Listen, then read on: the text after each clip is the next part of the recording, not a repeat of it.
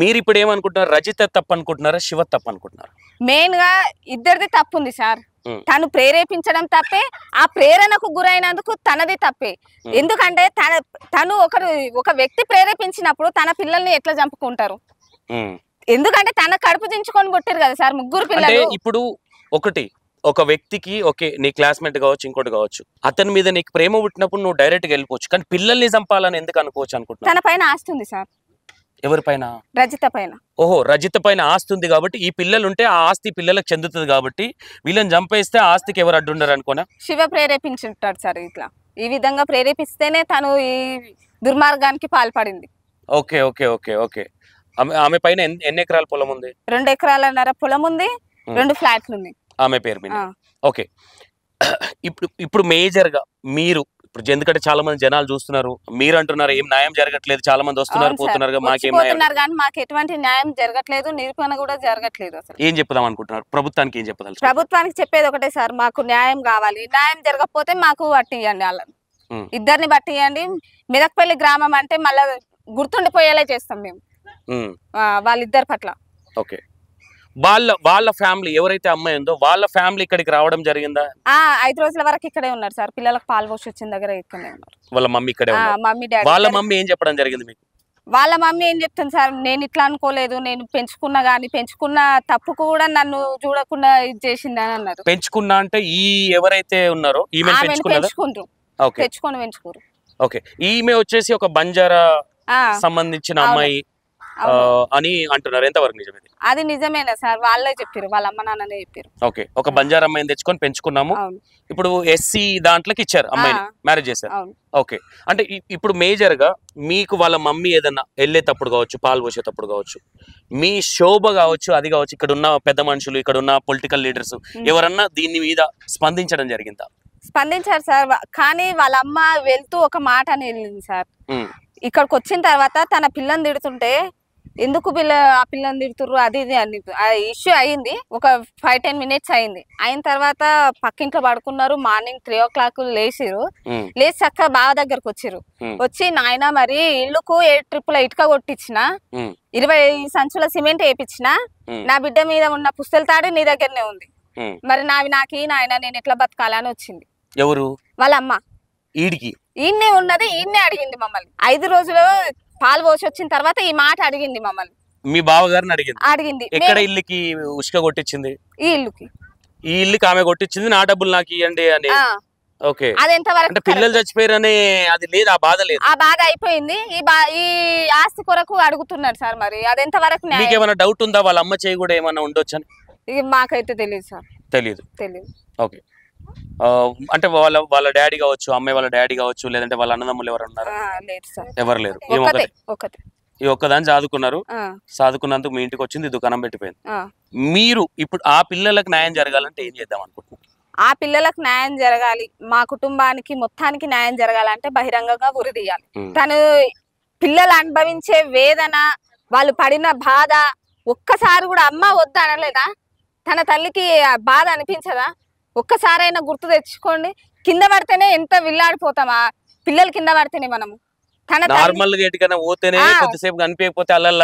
ఇప్పుడు నేను నా పిల్లలు నా ఇంటి దగ్గర వదిలేసిన, ఇప్పటికి 3 times ఫోన్ చేస్తున్నా, నా పిల్లలు ఏం చేస్తున్నారు అని బయట వాళ్ళకు. అట్లాంటిది తన తల్లి తన చేతులతోటి చంపుతుంటే ఆ పిల్లలు ఎంత భయపడి ఉంటారు. కన్న తల్లి ఇట్లా చేసిందని ఎంత మనోభావం. ఎట్లా చంపింది అనుకుంటున్నారు మీరు? అంటే కొంతమంది ఏమంటారు అంటే పెరగన్నంలో విషం పెట్టింది అని అంటున్నారు, చంపేసింది అనుకుంటున్నారు, టవాల్తో చంపేసింది అని అన్నారు. ముగ్గురు ఓకే చంపేసింది అనుకుంటే ముగ్గురు పిల్లల్ని ఒకేసారి ఎలా చంపేయచ్చు? ఒకరిని తర్వాత ఒకరిని చంపిందంట. అంటే పిల్లలు అరవకపోవచ్చునా? అది నాకు అదే అంటున్నా సార్, నేను పిల్లలు అరవకపోవచ్చా, అడగకపోవచ్చా, ఏంది అసలు అని. మామూలుగా ఏదైనా కొనియమంటేనే పిల్లలు కొద్దిసేపు ఏడిస్తే మన మనసు చలించిపోయి మన దగ్గర డబ్బులు లేకపోయినా వేరేటోళ్ళతో కొనిస్తాం. అంటే కన్న తల్లే ఒక నరురూప రాక్షసి లాగా కన్న పిల్లల్ని చంపేయడం అనేది ఎట్లా పుట్టిరో అట్లా చంపేసింది. అసలు ఇది చాలా ఘోరం ఇది. ఎందుకంటే సమాజంలో ప్రతి మనిషికి ఒకటి ఏదో ఒకటి సమాజానికి యూజ్ అయ్యే కొన్ని ఉండాలని కొంతవరకు ఆలోచిస్తాం. కానీ ఇలాంటి వాళ్ళని ఏం చేయాలి, అసలు ఏంటి, ఇలాంటి వాళ్ళకు ఎలాంటి శిక్ష పడాలి? సరే మీరు కామెంట్ రూపంలో మీరే చెప్పండి. ఎందుకంటే రేపు పొద్దున ఈ రోజు ఈ అమ్మాయి ఎందుకంటే ఇది కొత్తగా ఉంది, పిల్లలను చంపిన వాళ్ళు చాలా రేరు, ఇది చాలా సంచలనంగా 3 పిల్లలు ఒకేసారి చంపిన వ్యక్తి నాకు తెలిసి మీరు విని ఈ ఒక్కతే అనుకుంటా, నాకు తెలిసి ఉండొచ్చు, మేబీ ఎవరన్నా ఒకరు ఉండొచ్చు కదా. సరే వెళ్ళాలనుకుంటే పిల్లల్ని వదిలేసి నీ ప్రీడి కోసం నువ్వు వెళ్ళడంలో తప్పులేదు మీన్స్ వెళ్ళనుంటివి, కానీ పిల్లలని పొట్టన పెట్టుకొని ఆస్తి కోసం కావచ్చు ఇంకోటి కావచ్చు, ఇది మాత్రం అసలు దీన్ని మరి ఏ విధంగా తీస్తారు, ఏ విధంగా తీసుకుంటారు, మీరు ఎట్లా ఆలోచిస్తున్నారు, మీ బావగారు ఏమంటున్నారు మా ఈ మధ్య మీతో? మా బావగారు చెప్పేది ఒకటే సార్, తన ఆత్మకు శాంతి కలగాలి, పిల్లలకు ఆత్మకు శాంతి కలగాలంటే తనని చంపేయాల్సిందే. ఇద్దరిని చంపేయాలా? తన ఇద్దరిని సార్, ఇద్దరు. ఓకే, మీరు తనని అరెస్ట్ చేసిన తర్వాత అక్కడికి వెళ్ళి చూడడం జరిగింది, ఆమెతో ఏమైనా మాట్లాడడం జరిగిందా? మరి పిల్లలు చనిపోయారు, పిల్లల కాస్ట్ అని కావచ్చు, అంటే బొంద పెట్టేటప్పుడు చివరి చూపు చూడడానికి ఏమన్నా వచ్చిందా? ఆమె రాలేదు సార్, తీసుకురాలేదు, పోలీసులు తీసుకురాలేదు. అడగడం జరిగిందా? అడిగిరు సార్, మా బావ వెళ్ళి లాస్ట్ చివరి చూపు అయినా ఉండని సార్ తనకి అని అంటే అంతకు అప్పటికి మాకు తెలియలేదు ఆమెనే చంపుతుంది అని, మాకు తెలియలేదు. ఆమెనే చంపిందన్న విషయం మీకు తెలీదు. తను విషం నాగింది, పిల్లలకు పెట్టింది, ఏదో కోపంలో జరిగిపోయిందేమో, పిల్లల్ని చివరి చూపు అన్నా చూసుకుంటదని పిలవడానికి వెళ్తే వాళ్ళు పంపియనన్నారు సార్, పంపియనన్నారు పోలీసులు. ఎప్పుడు అంటే ఈ పిల్లల్ని బొంద పెట్టిన తర్వాత తెలిసిందా ఆమెను చంపిద్దని? అంతకన్నా ముందే తెలిసింది సార్. ఫస్ట్ ఈ పిల్లల్ని ఇక్కడ పంపియము మేము, ఆమెను పంపియము అన్నప్పుడే మనకు మైండ్ లో ఒక బల్బ్ వెలగాలి కదా సార్. అదే అంటే పోలీస్ వాళ్ళకి ఒక డిక్లరేషన్ అయింది, వాళ్ళకి డిక్లరేషన్ అయిన తర్వాతనే మాకు పంపియనని చెప్పారు. ఓకే, పంపియనని చెప్తేనే సైలెంట్ గా వచ్చేసారు.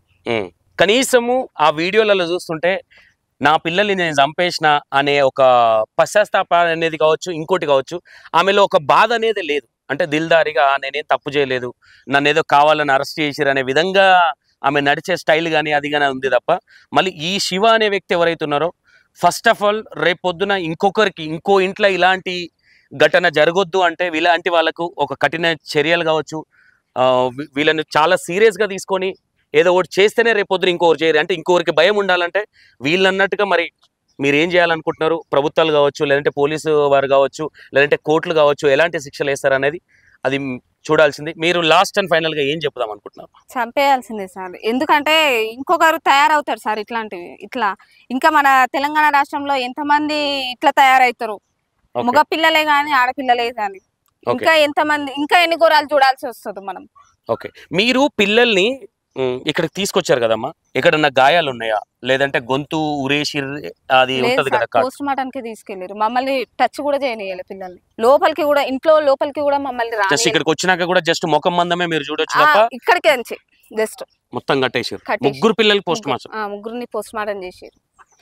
పిల్లలు 3 వాళ్ళ అమ్మ చంపేసింది అన్నప్పుడు మీ మనసులో ఏమనిపించింది? ఏ విధంగా అంటే నార్మల్ గా పిల్లలకి ఏదైనా అయిందంటే, అంటే మామూలుగానే మనం ఎమోషనల్ గా ఉంటాం ప్రతి ఒక్కరు, మీరేమనుకున్నారు? అసలు చాలా ఎమోషనల్ సార్, అసలు చెప్పుకోలేకపోతే ఏడ్చి కళ్ళ నీళ్ళు ఎండిపోయినట్టున్నాయి మీ కళ్ళ. ఏడుద్దామన్నా గానీ కళ్ళలోంచి నీరు కావట్లేదు, కానీ మనసులో మాత్రం భయం, గుబులు.